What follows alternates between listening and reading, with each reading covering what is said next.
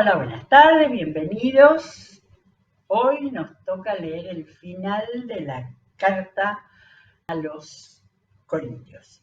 Y de todo lo que provoca el estar varios días pensando, eh, analizando, recibiendo, entendiendo, ¿no? Todo lo que hacemos en esta búsqueda en abrir toda la Biblia, creo que uno se va familiarizando con los libros de la Biblia. Por ejemplo, esta es segunda de Corintios, ¿no? Cuando realmente es a los Corintios.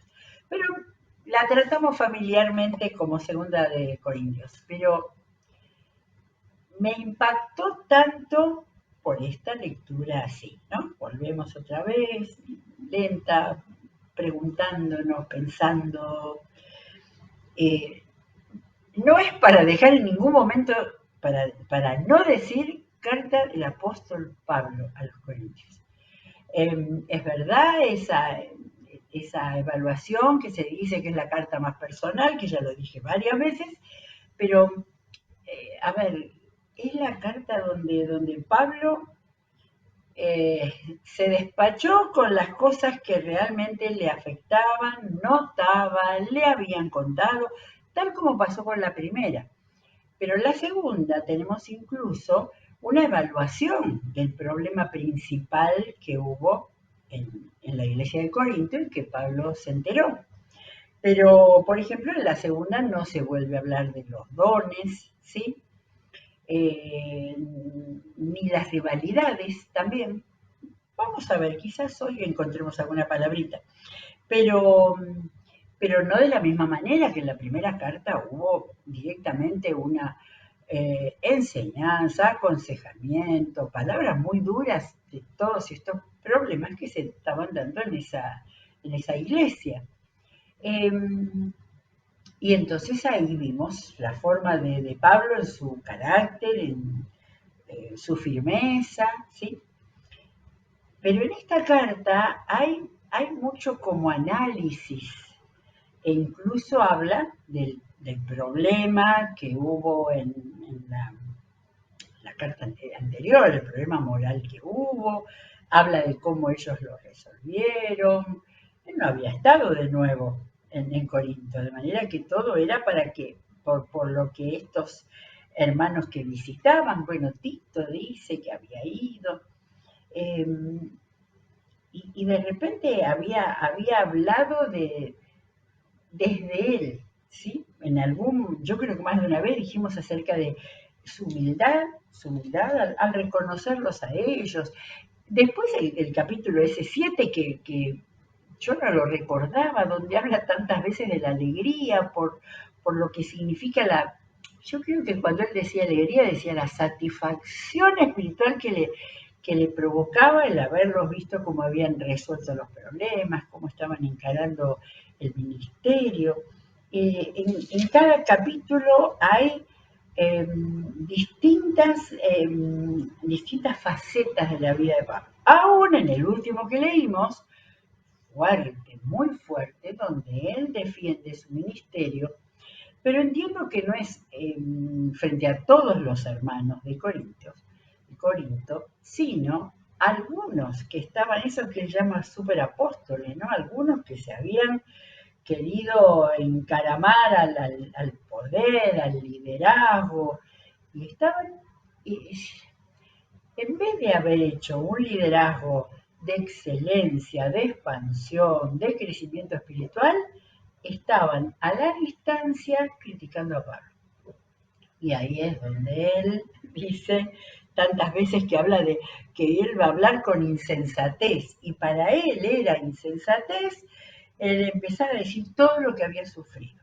Por eso que ese capítulo 11, que tiene casi una columna diciendo todas las cosas que le habían pasado, enumeradas, 3 naufragios, no sé cuántos, una vez me apedrearon, 3 veces me golpearon con varas, y después vuelve, ¿no?, a decirlo como es una cosa loca, eso de pareciera echar en cara, pero no estaba echando en cara, él estaba validando el ministerio que el Señor le había dado.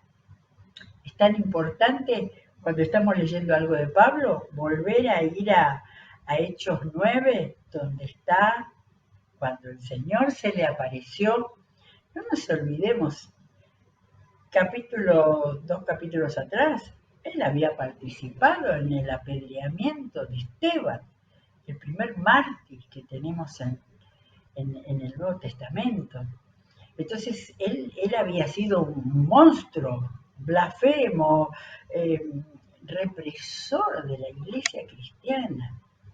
Y la manera en que el Señor, con qué amor, el Señor no usó ninguna insensatez, con qué amor directamente lo llamó. Incluso Jesús le dijo, ¿por qué me persigues? Y después esa afirmación de que había para él un ministerio, una tarea que iba a ser totalmente cambiado, totalmente aquello para lo cual él estaba impulsando su vida. Al punto que cuando empezó en el primer viaje ya le cambiaron el nombre y dejó de ser Saulo para ser Pablo, como el primer convertido importante que había tenido ahí. De manera que Pablo tenía sobre él toda la fuerza, la autoridad que le daba el Señor y que le daba todo lo que Dios había permitido pasar. Él no estaba llorando, estaba mostrando, diciendo, hermanos, a ver a esos que están hablando, que hasta decían que era mal predicador, o sea, casi podríamos decir aberraciones todo esto, ¿no? Pero bueno, Pablo como decimos nosotros, se despachó y pudo en una carta, porque lo que queda escrito es peor que lo hablado, ¿no? Quedó ahí y no sé si él sabía que esto iba a formar parte de la Biblia, seguramente que no. Y entonces ahí pudo decir todo lo que él había sufrido y él dice, si me veo obligado a jactarme, me jactaré de mi debilidad. El Dios y Padre del Señor Jesús, sea siempre alabado, sabe que no miento. Bueno, y ayer leímos el primer versículo del capítulo 12 y vamos a ver lo que viene ahora. Me veo obligado a jactarme, aunque nada se gane con ello. ¿Sí? Ahí le da la última pincelada. Todo eso puede parecer jactancia, decir todo lo que sufrió, lo que le pasó, pero, y reconoce, bueno, nada se gana por ello. Quizás él hubiera dicho, por ahí lo dijo en algún momento que se me escapó, me era necesario decir todo eso, ¿sí?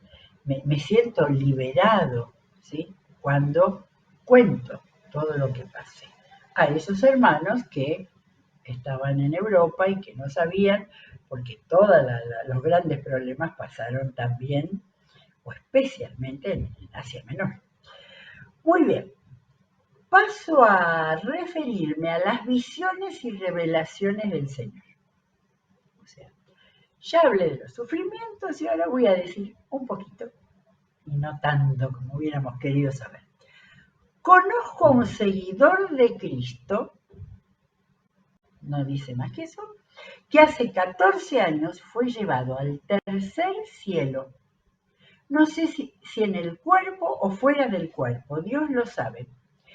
Y sé que este hombre, no sé si en el cuerpo o aparte del cuerpo, Dios lo sabe, fue llevado al paraíso y escuchó cosas indecibles que a los humanos no se nos permite expresar. De tal hombre podría hacer alarde, pero de mí no haré alarde, sino de mis debilidades. Sin embargo, no sería insensato si decidiera jactarme, porque estaría diciendo la verdad. Pero no lo hago para que nadie suponga que soy más de lo que aparento o de lo que digo. De manera que ya queda claro que conozco a un seguidor de Cristo que hace 14 años fue llevado al tercer cielo, era Pablo, era él. lo que dije antes, hubiéramos sabido. Claro, no, él dijo que no se podía. Ahora, tal era, no sé si el amor, el lugar que Dios, a ese perseguidor de la iglesia, que Dios le tenía, porque realmente, después de la experiencia con Cristo, había entregado totalmente su espíritu, su mente y su cuerpo a la obra del Señor. Por eso también se permitió, así como se permitió todo lo anterior, se permitió una pequeña jactancia de decir que había tenido una experiencia espiritual y no puede explicarla porque dice, no sé si en el cuerpo, pero o sea, eh, con visión visible o con un sueño, eso no puede decir. Y tampoco puede decir que no se le permite expresar. Pero sabemos que lo vio, porque sabemos que acá esta palabra paraíso, que es la misma que Jesús le dijo al ladrón colgado en la cruz, ¿no? El, el anticipo de la vida eterna en el lugar donde está Dios Padre y Jesús. De manera que, bien, entonces él dice que no lo va a jactar, pero no lo hago para que nadie suponga que soy más de lo que aparento o de lo que digo, porque había dicho mucho en los últimos capítulos. Para evitar que me volviera presumido por estas sublimes revelaciones, y acá ya a mí no se me ocurre pensar en nada, pero que fueron impresionantes, una espina, para evitar que me volviera presumido, una espina me fue clavada en el cuerpo, es decir, un mensajero de Satanás para que me atormentara.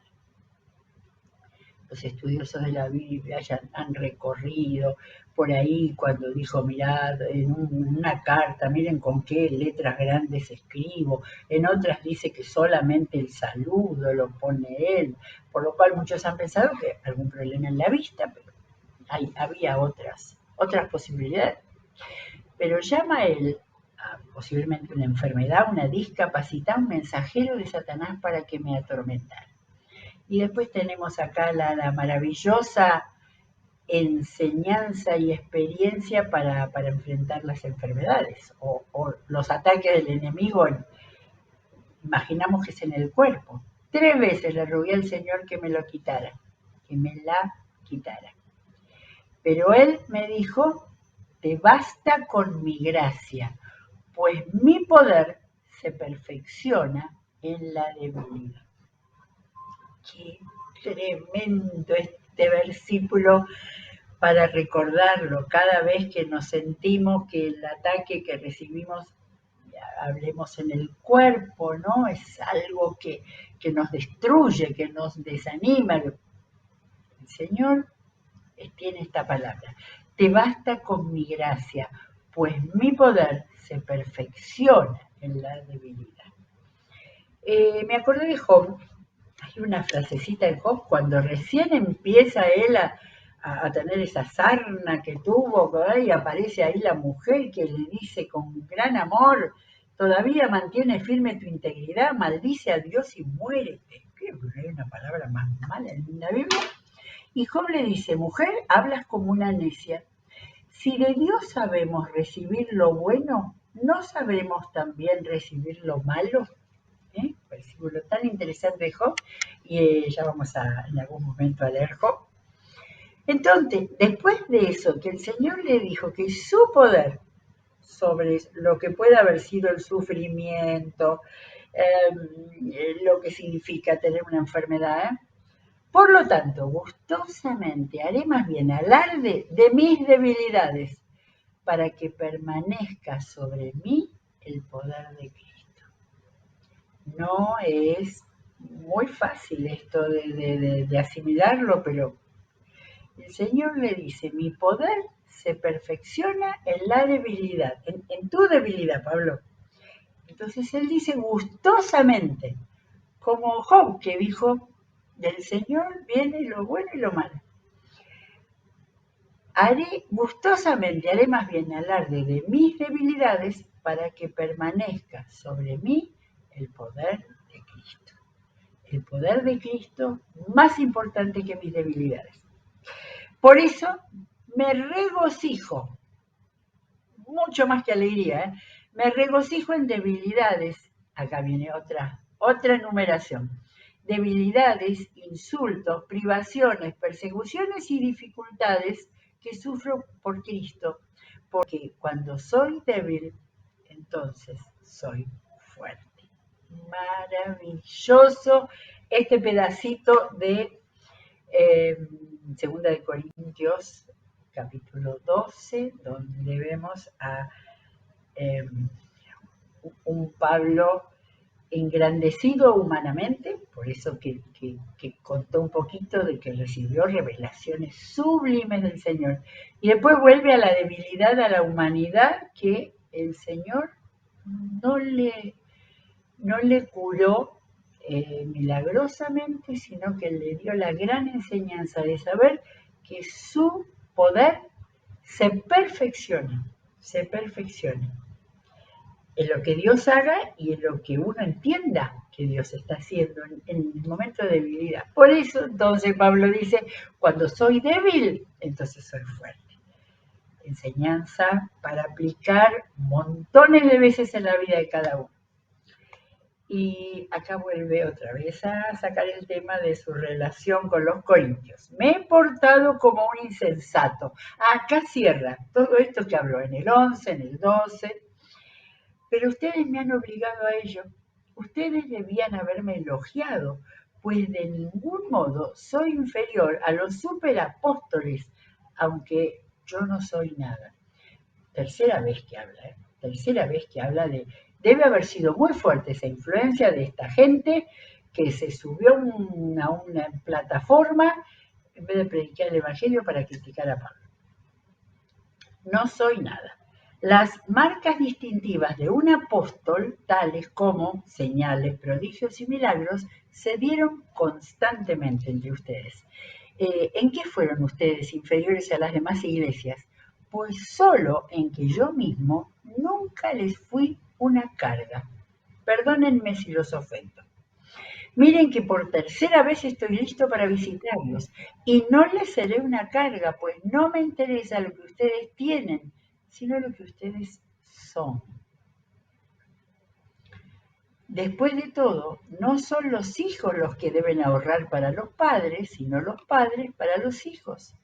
Así que de buena gana gastaré todo lo que tengo y hasta yo mismo me desgastaré del todo por ustedes. Si los amo hasta el extremo, ¿me amarán menos? Acá ya está llegando al tema tan delicado, pero tan grande del amor que él les tenía. En todo caso, no les he sido una carga. Es que, como soy tan astuto, les tendí una trampa para estafarlos. ¡Wow! ¿Acaso los exploté por medio de alguno de mis enviados? Le rogué a Tito que fuera a verlos y con él envié al hermano. Dice que no dice el nombre antes. ¿Acaso se aprovechó Tito de ustedes? No, sí, Pablo. Habla directamente.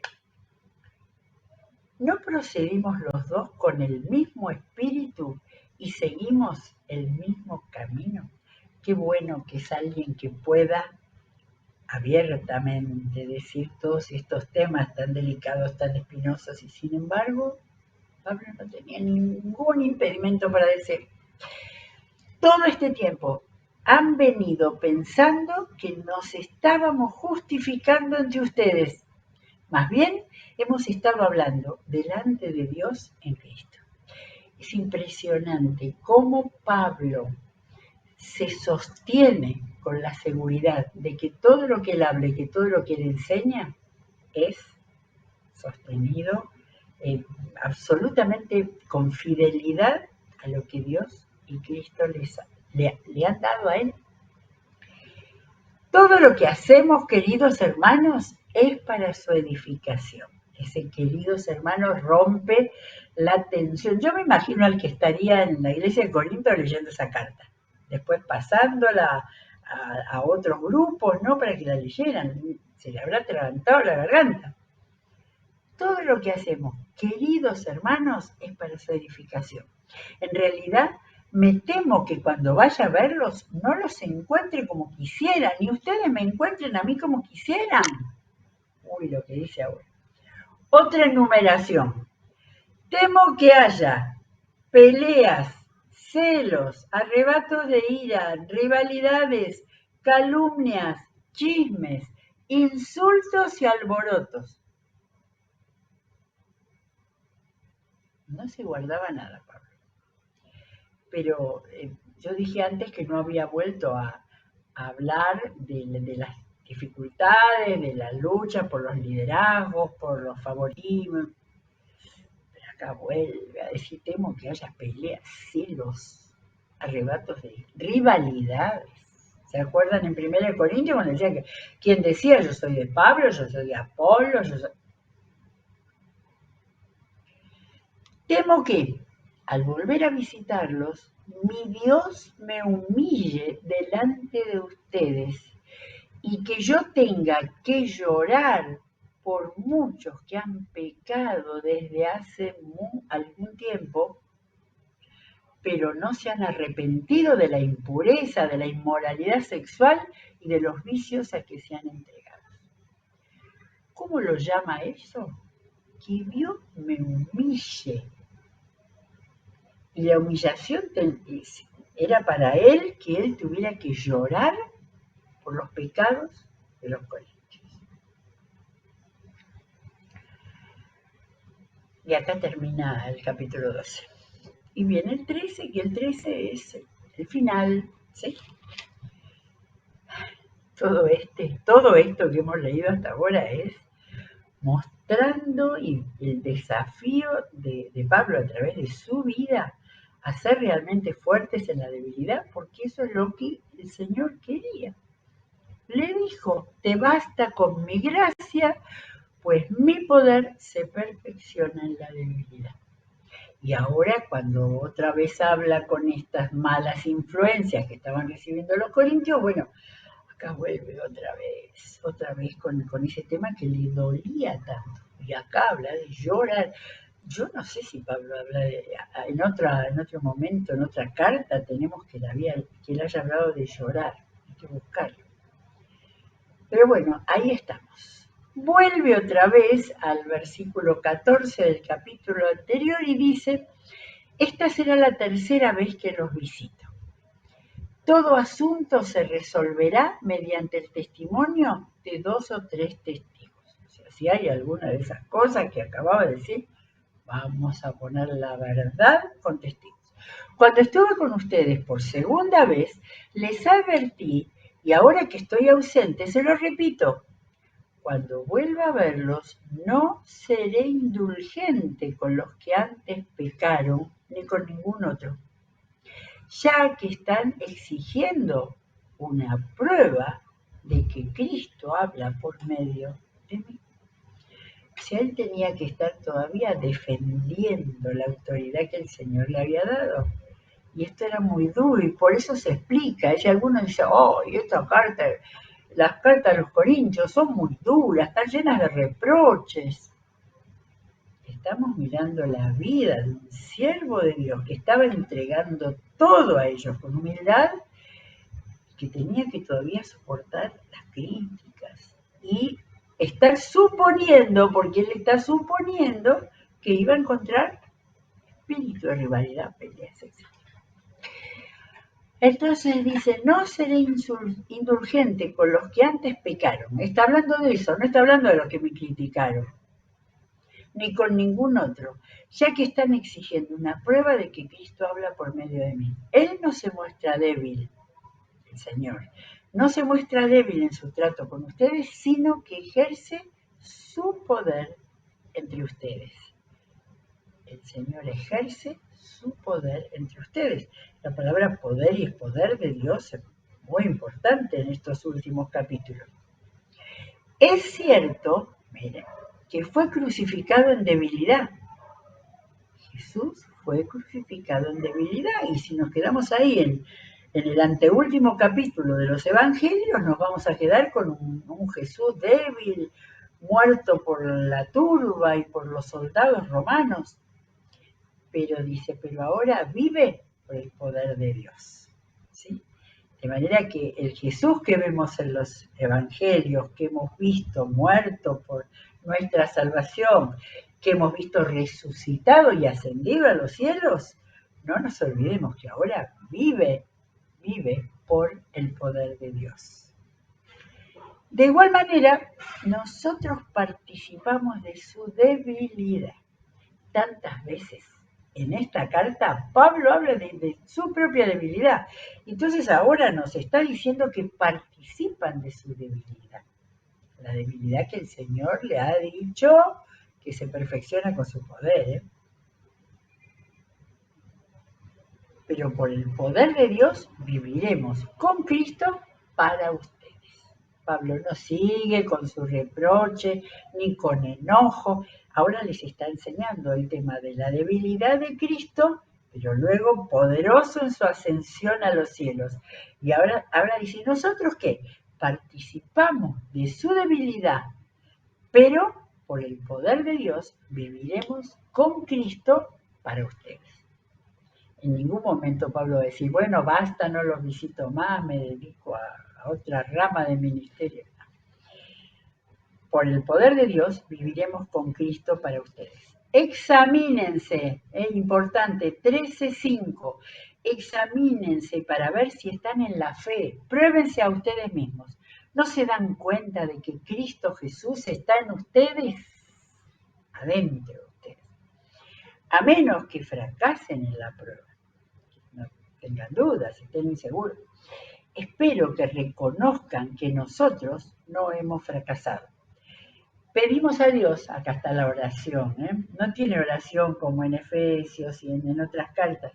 Pedimos a Dios que no hagan nada malo, no para demostrar mi éxito.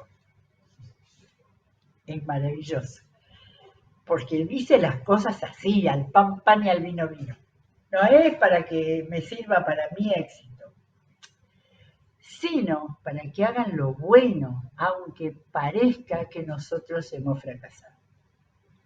Y claro, si los discípulos estaban viviendo en un montón de cosas que desagradan a Dios, Pablo salía a decir que, bueno, aunque sea, que parezca que nosotros hemos fracasado, pero que ellos, con el poder de Cristo, puedan triunfar. Pues nada podemos hacer contra la verdad, sino a favor de la verdad. De hecho, nos alegramos cuando nosotros somos débiles y ustedes fuertes. Y oramos a Dios para que los restaure plenamente. O sea, cuando hay restauraciones, que ha habido pecado, necesidad de arrepentimiento.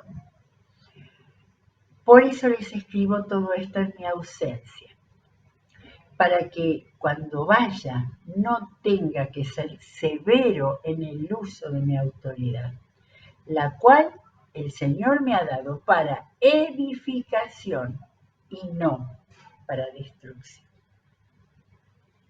Todo cierra, ¿eh?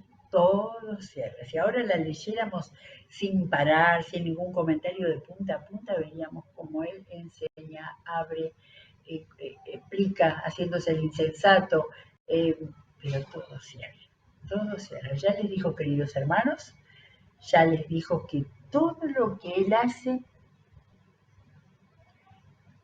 con el uso de su autoridad. Vuelve a hablar de cuando defendió su ministerio, él usa su autoridad, porque dice el Señor me ha dado para edificación y no para destrucción. Bueno, nos quedan los saludos finales con alguna cosita muy linda. En fin, hermanos, les dice hermanos, alégrense, busquen su restauración, hagan caso de mi exhortación, sean de un mismo sentir, vivan en paz. 5 enumeraciones, base de la vida cristiana. Alegrarse, buscar la restauración de todo lo que se ha pecado y arrepentirse, hacer hacer caso de su exhortación. Y la exhortación de Pablo es la Biblia, está en nuestra Biblia. De todo esto que él dijo, todo lo que nos toca, tomémoslo, hagamos caso. Sean de un mismo sentir, una iglesia de Jesucristo con un mismo sentir, y vivan en paz. Porque finalmente, después de todo eso, había un objetivo que era vivir en paz. Y el Dios de amor y de paz estará en ustedes. Salúdense unos a otros con un beso santo. ¿Sí? Frase que pone varias veces. Todos los santos les mandan sus saludos. De donde Él está, ¿sí? ¿Dónde estaba? Ya me olvidé al principio, creo que estaba en Macedonia. Donde Él les escribe, todos los santos. Y miren, encontré en Romanos 1:7 un versículo. Dice, les escribo a todos ustedes, los amados de Dios que están en Roma, que han sido llamados a ser santos, apartados para Dios. Pero acá, como los romanos no lo conocían todavía, Pablo no había ido todavía, les escribo a ustedes que son amados de Dios y han sido llamados a ser santos. Así que acá dice ya directamente, todos los santos le mandan saludos. Y aquí está, vamos a 2 Corintios 13:14, la mejor salutación de todas las salutaciones final de cartas de los apóstoles. Que la gracia del Señor Jesucristo, el amor de Dios y la comunión del Espíritu Santo sean con todos ustedes. Es la única, hace muchísimo tiempo tuvimos un programa leyendo todos los finales de las cartas del Nuevo Testamento. Y ahí descubrimos que la segunda carta de los Corintios es la única que habla de la Trinidad y sus atributos. La gracia de Jesucristo, el amor de Dios y la comunión del Espíritu Santo que nos une con Cristo y con Dios. Y las bendiciones sean con todos ustedes. Esta. Después de lo dura que fueron las cartas a los Corintios, la mejor de las bendiciones. La bendición del Padre, del Hijo y del Espíritu Santo.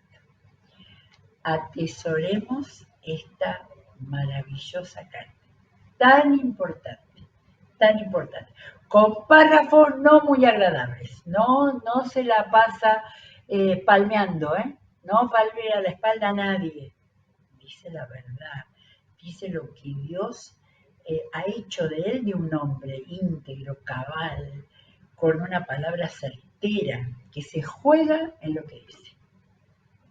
Gracias a Dios, porque pudimos leer juntos, hagámosla, circulemos el link de estos programas para que puedan llegar a las personas que todavía no le han encontrado el gusto a la palabra y les cuesta mucho entender.